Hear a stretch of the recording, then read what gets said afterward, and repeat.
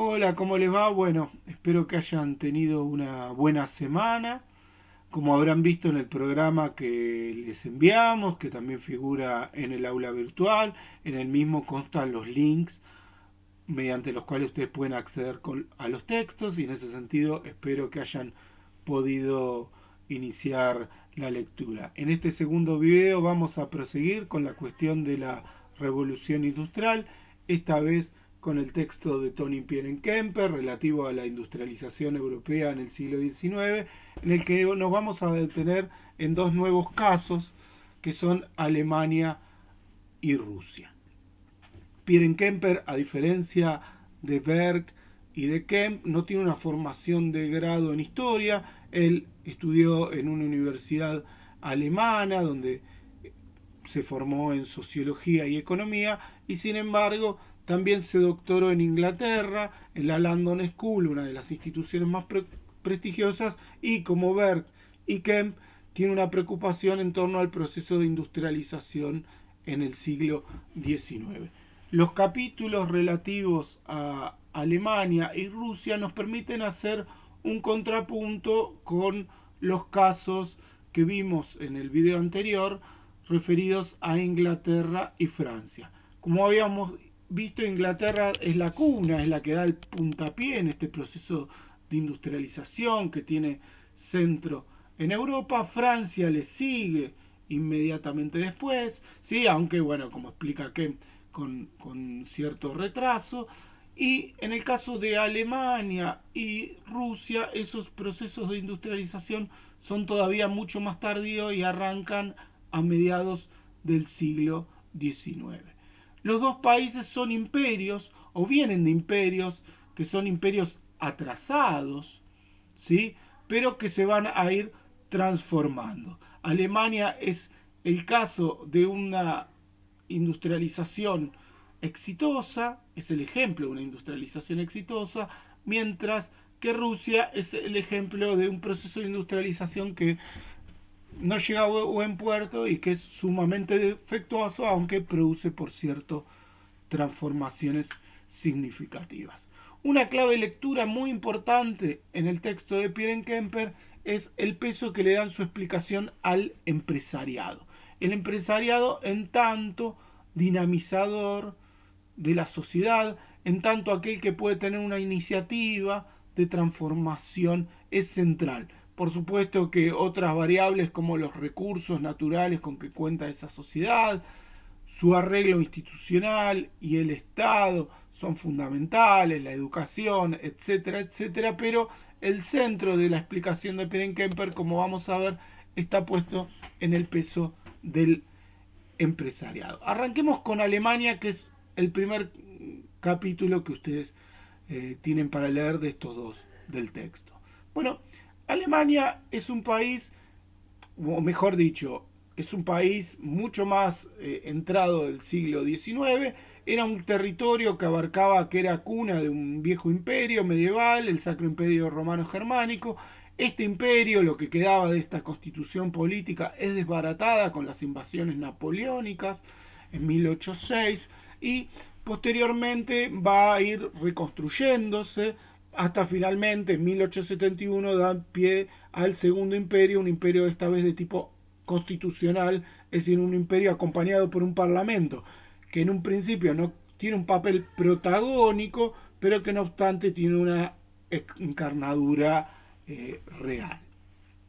A lo largo de este proceso, el autor se pregunta cuáles son los antecedentes de el proceso de industrialización alemán que arranca, como decíamos, a mediados del siglo XIX con fuerza. Bueno, el autor registra tres hitos importantes al principio que hay que tener en cuenta. Un primer hito, tras la disolución del viejo imperio en 1806, es la formación de una unión aduanera que abarca muchos de estos territorios que van a componer lo que después sería Alemania, por el cual se suprime unas 1800 aduanas que trababan el desarrollo del comercio, que ponían un freno importante a su expansión y favorecen la construcción de un mercado común en ese territorio. En paralelo a ese proceso, algunos años después, en 1837, se establece una moneda común. Esta moneda común se utiliza para usos comerciales, en primer momento de modo limitado, pero crecientemente se va incorporando a la vida económica de estos territorios. Y en paralelo a estas transformaciones, en simultáneo, se registra una reforma agraria que deja atrás la agricultura de tipo feudal e incorpora la agricultura capitalista con un lugar central en la propiedad privada de ese suelo, en respetar esos derechos de propiedad privada y en producir para este mercado en crecimiento. Por supuesto que todo eso va a ser lento, aunque el ritmo va a empezar a crecer transcurridas las décadas. El autor registra un primer ciclo de crecimiento entre 1844 y 1848, que se corta con las revoluciones de 1848 y que vuelve a arrancar en 1850. Además, el autor observa cuáles eran las regiones que podían motorizar en principio este proceso de industrialización y tiene en cuenta 3 regiones importantes ubicados en lo que es Prusia. Prusia es el reino a partir del cual se constituye la Alemania moderna en 1871. En 1871, 2/3 de esa Alemania moderna están abarcados por lo que había sido otrora el reino de Prusia. Entonces, la región prusiana es central y dentro de esa Prusia el autor encuentra 3 regiones que son fundamentales en el desarrollo, que son la Alta Silesia, el Sarre y el Ruhr.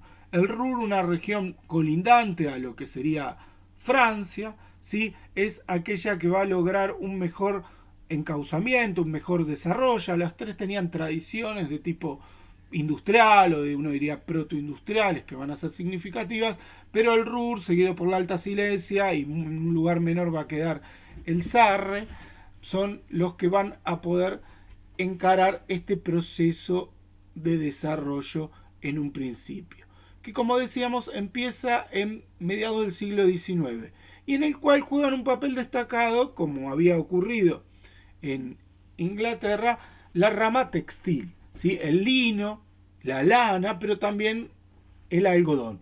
Sin embargo, no constituyen lo que el autor denomina industrias rectoras, es decir, aquellas industrias que tienen capacidad de transformar no solo la rama en la que tienen injerencia, sino toda la estructura productiva de una nación, produciendo un cambio cualitativo que implique un salto y una no vuelta atrás del pasado. ¿Sí? Eso sería una transformación de tipo, eso sería o implicaría una transformación de tipo industrial, una transformación de índole estructural que implica un progreso incesante que no supone de ningún modo volver al pasado, sino seguir esa transformación permanentemente hacia futuro. Bueno, eso lo puede hacer Alemania no con los tejidos, ¿sí? No con la industria textil, sino con otras industrias. Y ahí el autor coloca en un primer lugar un papel fundamental a la minería y al carbón. Porque el carbón es un área que produce transformaciones, implica transformaciones en su interior, a diferencia de los tejidos del algodón, cuya tecnología era importada de Inglaterra. En el carbón hay transformaciones, avances técnicos que se registran en la propia Alemania, en paralelo a que se producían estos avances en Inglaterra. En Alemania también se producían iguales avances, y es un área que puede dinamizar el resto de las áreas en tanto y en cuanto el producto del carbón puede venderse a bajo costo a muchas de las otras áreas, dinamizando esta producción. Entonces, a partir de 1850 va a haber otras producciones, otras áreas que funcionen como industrias rectoras, la industria del ferrocarril, que siempre es muy importante por todo lo que implica a su alrededor y lo que conecta en todos los países, como vimos en Francia lo era, en Inglaterra también, y por supuesto también en Alemania. Pero también otras industrias muy importantes en las que Alemania va a ser punta en el desarrollo industrial, como son la industria química, la industria farmacéutica también, y la industria eléctrica. En base a esto, Alemania, iniciado su constitución moderna en 1871, resuelto un dilema histórico en este territorio, que era si Alemania se tenía que construir con los territorios de habla germana de Austria o sin ellos. Bueno, finalmente una guerra entre Austria y Prusia en 1866 va a empezar a resolver el dilema, y Alemania se constituye como la pequeña Alemania, es decir, la gran Alemania que abarcaría Austria es algo que no se logra, algo que después va a unificarse bajo el presidio de Hitler ya en el siglo siguiente, pero que en este siglo se construye en base al dominio del reino de Prusia, ¿sí? Que incorpora otros territorios y logra construir en 1871 una nación moderna. A partir que eso ocurra, el crecimiento va a ser todavía más vertiginoso. Por supuesto que, como todo crecimiento, va a tener ciclos, va a implicar crisis, pero a partir de 1890 está claro que ese crecimiento es muy importante y transcurre con toda fuerza hasta entrada la década siguiente. Entonces, a partir de ese momento, Alemania se va a convertir en una potencia industrial. Esa potencia industrial va a aventajar a, a Francia, va a aventajar en el terreno industrial también en muchas ramas a Inglaterra, que no obstante por ser por su expansión colonial, ¿sí? Por su constitución imperial de tipo colonial tan importante, en el concierto mundial sigue estando a la cabeza, pero ya no con la industria a la cabeza, sino con los servicios de tipo financieros, con los fletes y con los mercados que tienen ganados en tanto su presencia colonial. Lo cierto es que Alemania va a empezar un desarrollo industrial muy importante, va a empezar a exportar sus productos y también va a exportar capitales. Ustedes verán que en el texto Pierre-Kemper la palabra imperialismo no aparece. Es un concepto que el autor evidentemente no tiene, pero que desde otro ángulo diría, cuando una nación puede exportar en gran manera capital, empieza un proceso de desarrollo de tipo imperial moderno, digo, adaptándonos al concepto leninista, que ve en la exportación de capitales algo fundamental en el desarrollo del imperialismo moderno. Sea como sea, el autor sí destaca que estas áreas son fundamentales, estas áreas industriales en el desarrollo, y uno tiene la tentación de señalar, bueno, entonces con la constitución del Estado en 1871 y el crecimiento que se registra desde entonces, la clave del proceso estaría puesta en el Estado. El autor no dice que el Estado es poco importante, al contrario, señala enfáticamente que el Estado es importante, que el arreglo institucional que supone es importante, pero lo que quiere señalar es que en realidad el arreglo institucional del que el Estado es un actor más, dice el autor, está constituido también por otras fuerzas. Y su énfasis está puesto en el empresariado moderno, es decir, la iniciativa privada, la iniciativa de propulsar un proceso, de transformar una sociedad, de construir un Estado moderno como instrumento de ese desarrollo, está puesto en el empresariado moderno. Por supuesto, ustedes como estudiantes de sociología deben estar pensando en este momento en Weber, y hacen bien en pensarlo porque esa clave analítica, aunque acá no aparece referido particularmente Weber, ¿sí? Es la misma que tiene Perenkemper. Recuerden que en la ética protestante y el espíritu del capitalismo, Weber ponía un acento en la iniciativa privada, en el trabajador abnegado, que bueno, lograba capitalizarse, transformar todo a su alrededor, ¿sí? Construir la empresa moderna. Bueno, la misma lógica de análisis en líneas generales es la que tiene Pierre-Kemper a poner en el centro el empresariado moderno. Ese empresariado moderno está ausente en Rusia. Rusia para 1913 tiene una población de prácticamente el doble de la de Alemania. Alemania tiene un poco más de 65 millones de personas, Rusia tiene más de 130 millones de habitantes en un territorio, por cierto, mucho más extenso que el territorio alemán. En Rusia, la mayoría de esas personas eran campesinos, es decir, no estaban en la ciudad, sino que estaban afincadas en el campo y eran deudores de una agricultura de tipo premoderno o, mejor dicho y con más detalle, con una modernización muy detallada. Ahora bien, en esa sociedad el empresariado, como decíamos, ocupaba un papel minúsculo. El autor dice no puede llegar ni siquiera al 1% de su población total, ni siquiera esto. En realidad sería mucho menos si lo midiéramos mejor, que es difícil hacerlo.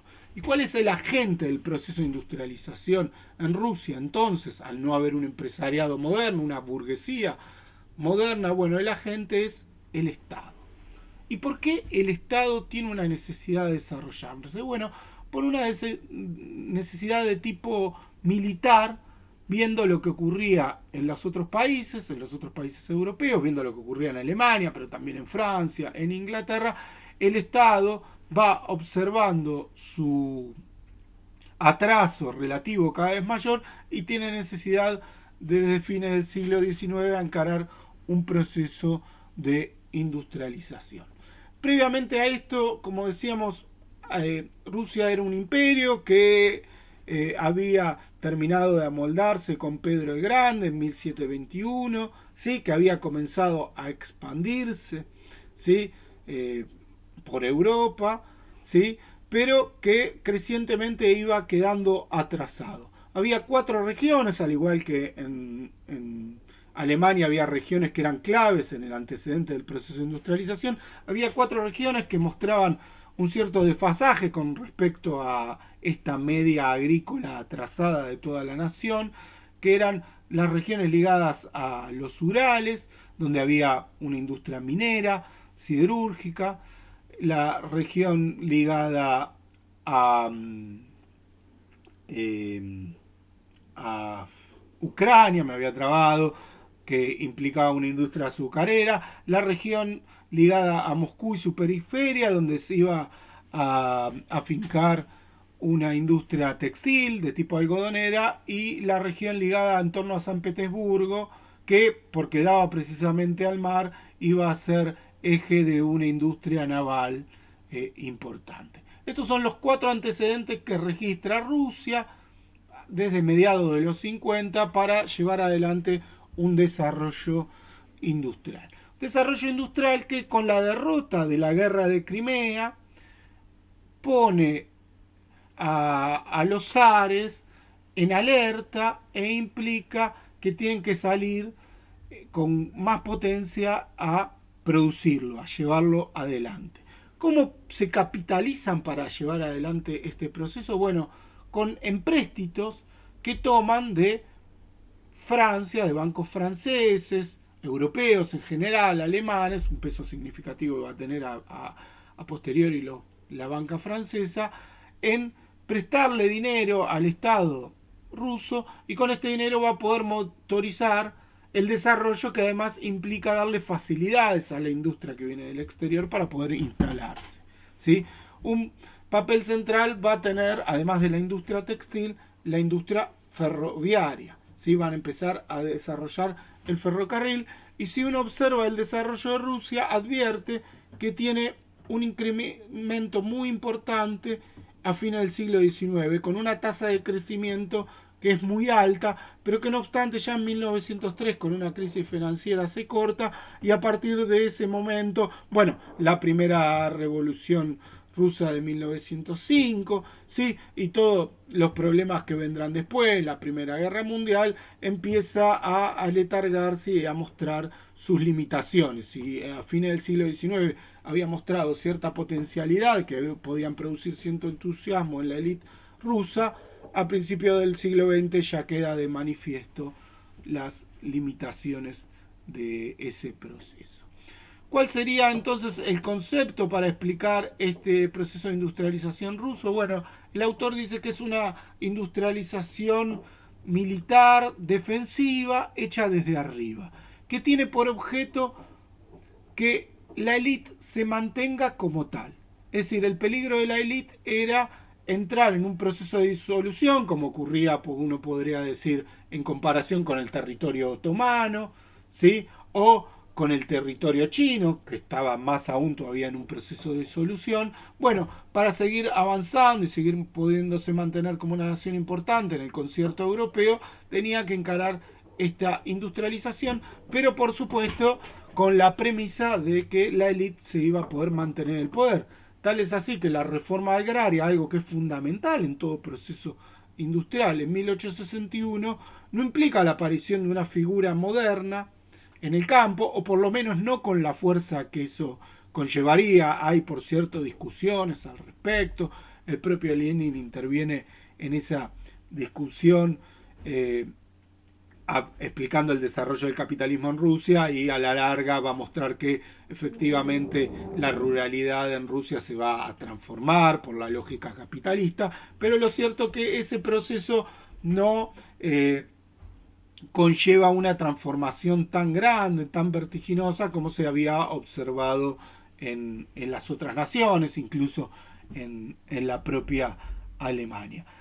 En 1861 la servidumbre del campo es liberada, aparece una figura del campesino más moderna, pero en los hechos este campesino sigue adeudándole de múltiples formas a la nobleza, que sigue teniendo estas tierras para producir ingresos, y sobre el que va a recaer, sobre este campesinado, en definitiva va a caer todo el peso de este desarrollo, porque esos préstamos, ese desarrollo industrial se pagan a costa de sojuzgar cada vez más a este campesinado, ¿sí? Campesinado que a su vez va a empezar con ciertos procesos de transformación, va a comenzar una diferenciación en su seno, pero que el grueso sigue viviendo y trabajando de un modo atrasado y muy sojuzgado, y que por supuesto no puede ser alguien que consuma, a diferencia de lo que había ocurrido en las otras naciones. Pensemos el caso alemán, donde muchos de estos campesinos habían terminado parar en las ciudades como obreros y habían sido consumidores en ese proceso industrial, más o menos limitados, pero consumidores. En el caso ruso, los campesinos no pueden consumir ninguno de estos bienes porque viven en una agricultura de subsistencia, plagadas de impuestos y de malos tratos, etcétera, por parte del dominio zarista. Lo cierto es que no obstante eso, en Rusia, en las ciudades sí hay un proceso de desarrollo en torno a San Petersburgo y Moscú.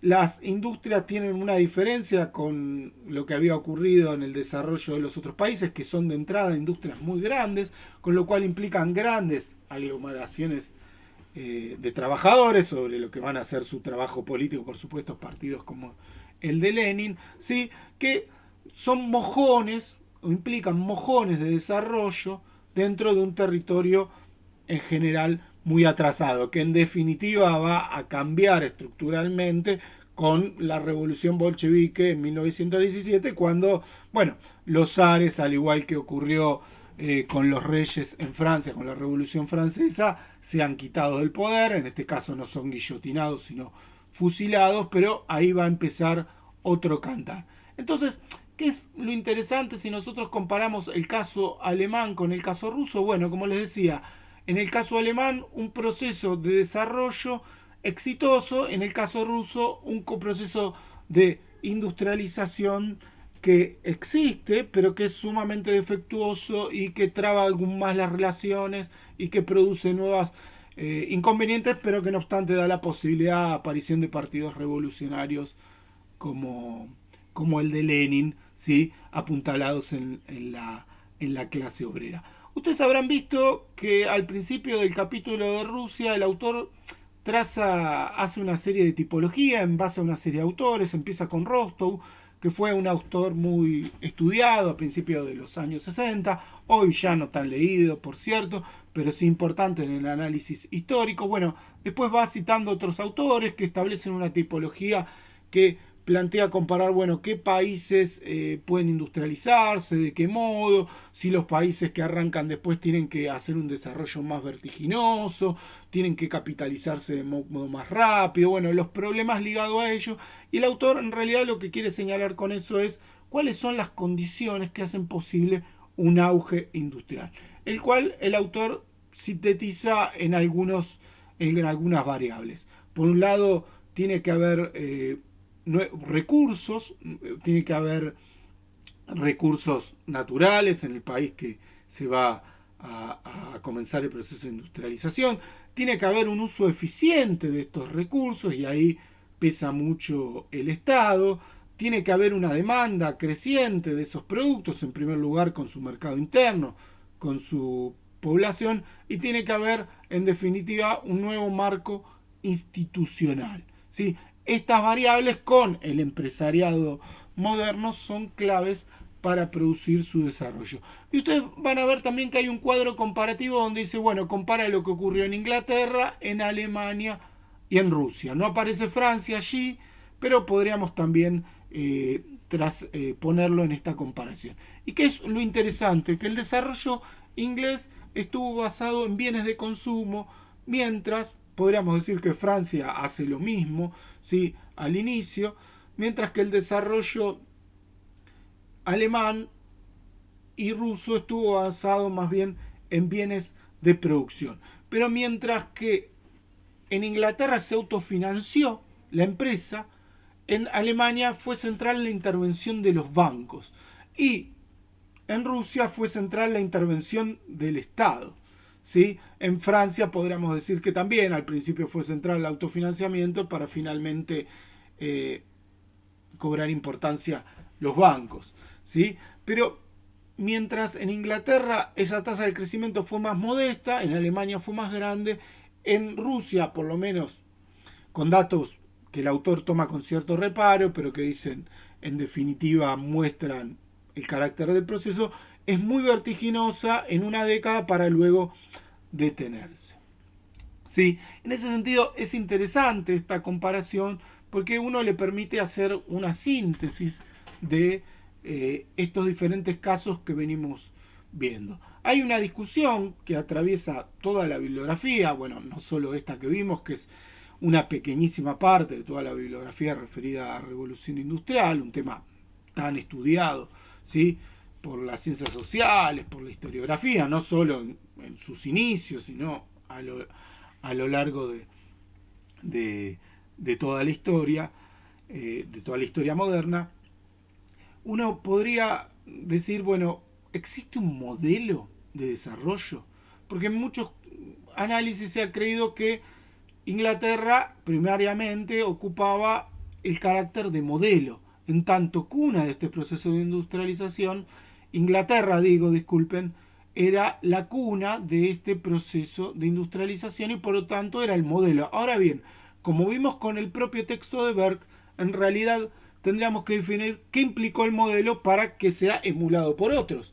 Y el propio texto de Berg, Maxim Berg, ponía en jaque la idea de que el algodón haya sido tan central en sus inicios, si bien por supuesto fue muy importante, estuvo acompañado por otras mercancías y por eso ella planteaba la idea más bien de una era del desarrollo que implicó una multiplicidad de mercancías.